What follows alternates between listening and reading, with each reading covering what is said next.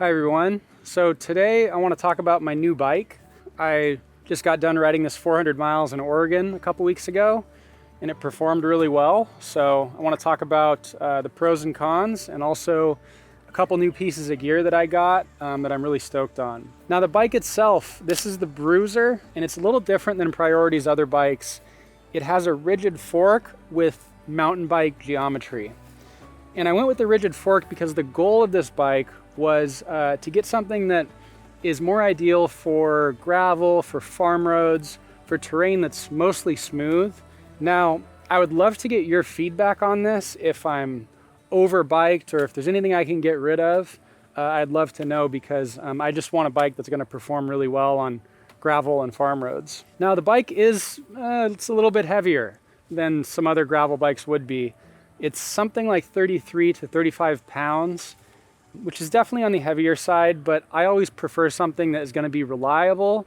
When I'm out in the middle of nowhere, I definitely care a lot less about the weight and a lot more about my bike working. And this bike always worked. It didn't have a single problem on the whole trip. So I'm certainly willing to accept a couple extra pounds for that. Now the tires that I went with, these are the tried and true Vittoria Mezcal 29 by 2.25. Now the tires are probably a little bit larger than you need for gravel and farm roads, but I just find that on a bikepacking trip, on a 400-mile bikepacking trip, generally you're going to hit some terrain that is pretty rough for at least a short period of time. And it's always better to have more tire than you need than to not have enough tire. So that's why I went with these instead of the more traditional like 40 millimeter gravel tire. I also very rarely get flats on these, and they're set up tubeless, but I very rarely have any trouble with flats. And so I just think these are really high quality tires, and there's a reason why almost every bike packer I know runs them. Now the other piece of gear that's pretty cool, that's brand new on this bike, is the Old Man Mountain setup back here. So in the past, I have run a seat post bag, and particularly with a dropper post. If you have a seat post bag that is dropper post friendly, then it works out really well, but it does have some drawbacks to it. The seat post bag really limits the amount of space that you can use. And what I was doing in the past is I was running the seat post bag with the dropper post, and I didn't have enough room for like my toiletries, my spare clothes, my drone. So all of that stuff would go in my backpack. And I would also be putting like 2.5 liters of water in my backpack. And on a recent ride in Arizona, I got such a bad rash on my lower back from my backpack being too heavy. It was like, it didn't heal for like 2 months. And so I just decided that like, I need to figure out a way to get most of that weight on my bike and very little of it in my backpack. And that's why I got this setup here. So on top, this is the Old Man Mountain Atlas pack. Now this is great for storing your sleeping bag. I store my sleeping bag in here. I also store my camp towel and my med kit. In reality, you probably could just get a dry bag, mount it onto your rack and be good. But I think this offers a couple of advantages over that. One is the reinforced rubber down here. So if you just put a dry bag on your rack and strap it down there, it's definitely gonna rub a ton and it's probably gonna rub a hole into the bag. So having this reinforced rubber is really nice. And then on top here, we have some straps. So if you want to like put a pair of Crocs on your bike, I don't wear Crocs. I only carry one pair of shoes on my bike packing trips, but I see a lot of people bring extra shoes. You could definitely mount them right here. On the panniers, so this is another really cool addition to this bike. So these are hemlock panniers from Old Man Mountain. I needed something that was really durable because I am constantly on and off the bike. I'm tipping it over, lifting it back up, filming, eating, taking pictures, going to the bathroom. The bike is constantly getting leaned over and then lifted back up, which means that I need a pannier that's gonna be really durable. It can't be flimsy. And I didn't have any problems with these on my 8-day ride. But the coolest thing about them is how they attach. So this is called the flip mounting system, I think. But basically, you just flip this little lever up and they come out like that. So it's super simple. And the best part about it is you attach them and you flip it down. They're completely secure. They're not going anywhere. and they make no noise. So even on the roughest terrain, on the roughest single track where, you know, my brain is rattling against my skull, I still can't hear these bags at all. They are silent. And that is by far the coolest thing about them. This whole system, this is called, I think, the flip cage system, but it's performed really well for me. Now the rack I chose to go with is the Elkhorn rack.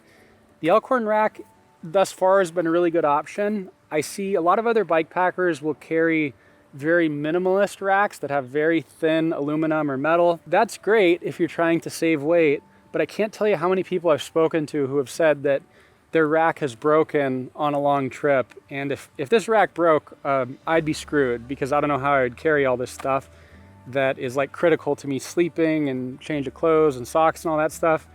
It would be very bad if my rack broke. So this rack, I think, is pretty durable. I had zero issues with it on my ride. All of the bags fit on there really nicely. So if you're looking for a rack, I think the Elkhorn is a really good choice, but especially if you're looking at getting this flip mounting system, then you got to go with the Elkhorn. Now, another addition to the bike that is brand new is this saddle. So I actually started off my ride with a different saddle. I used the stock saddle, and I just thought to myself, well, I'm taking most of the weight that would normally be on my back, putting it in these panniers, so I don't have to worry about the saddle not being that good or my butt starting to hurt, right? Because there's less weight on my body.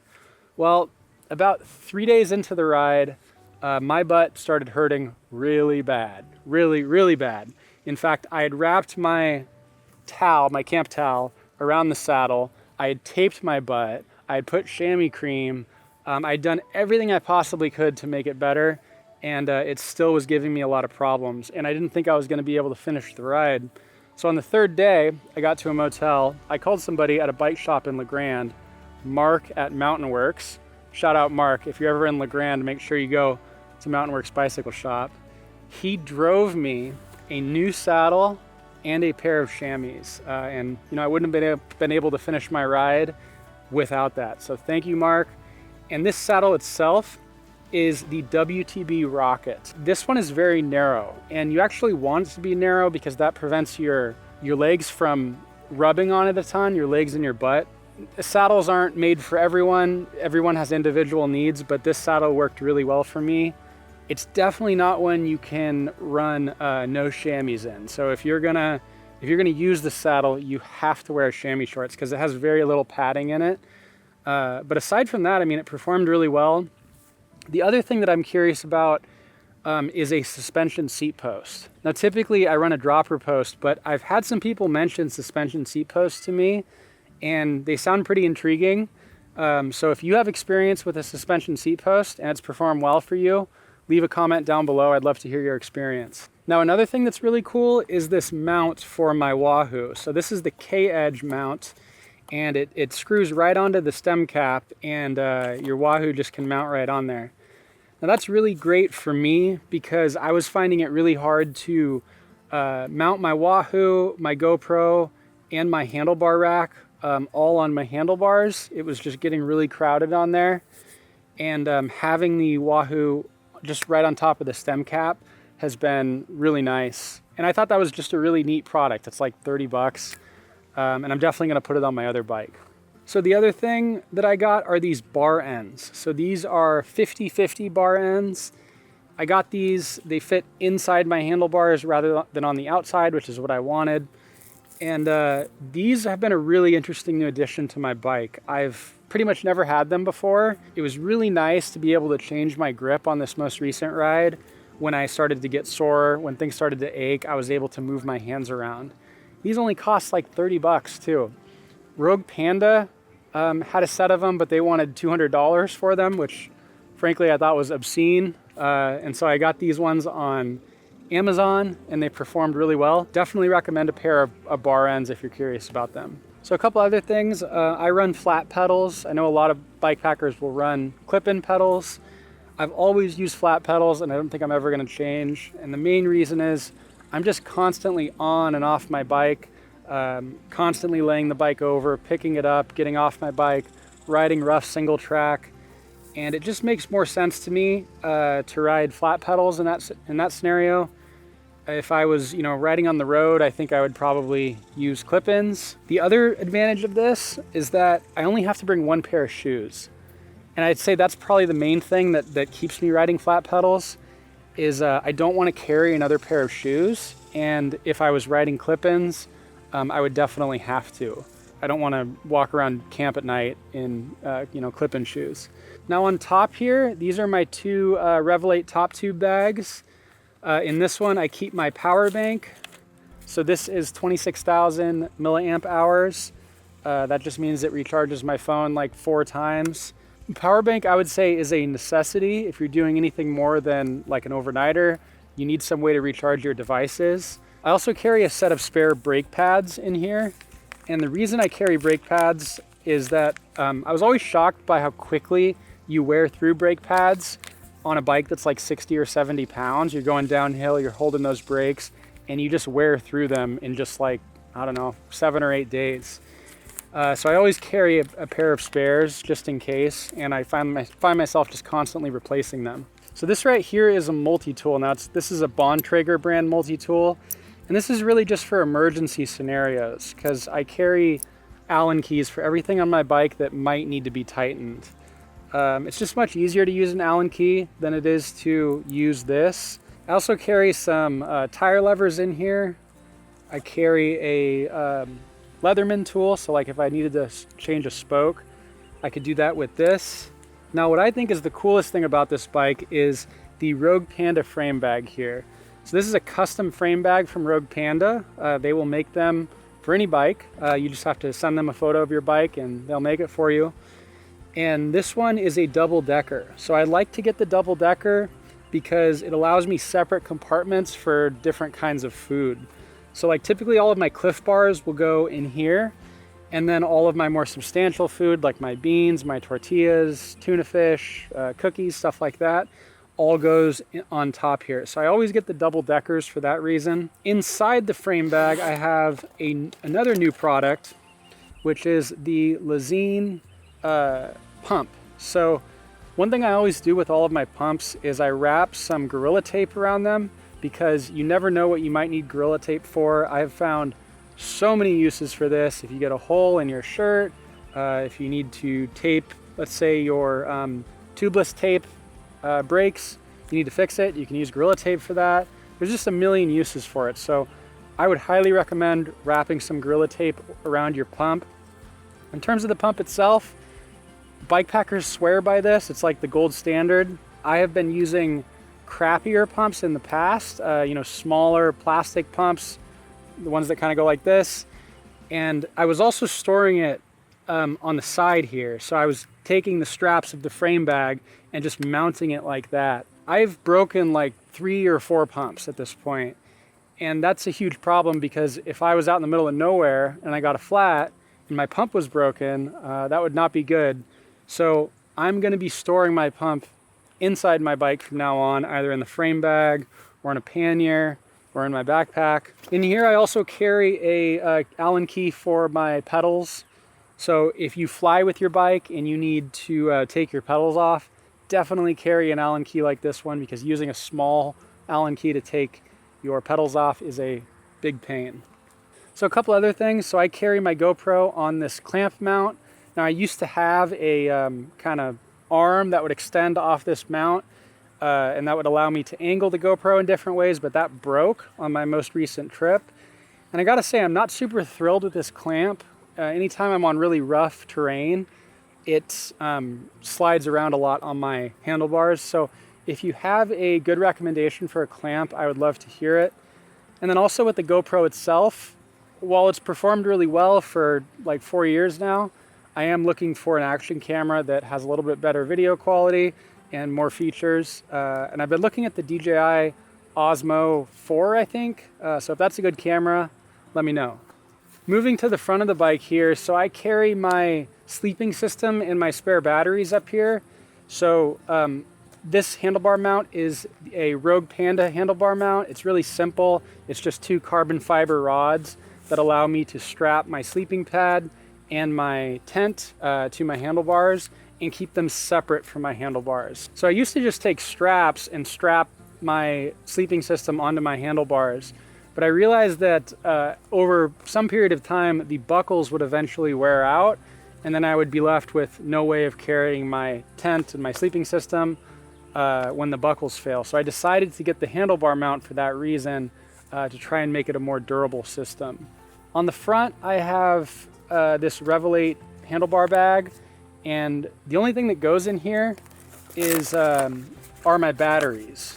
So all of my batteries go into this GoPro case. This is a really convenient way of carrying your batteries. I carry 3 drone batteries, 3 Sony main camera batteries, and like 4 GoPro batteries in here. I learned this trick from Ryan Van Duzer, and it's performed really well thus far. Now the tent I carry is the Big Agnes Fly Creek UL.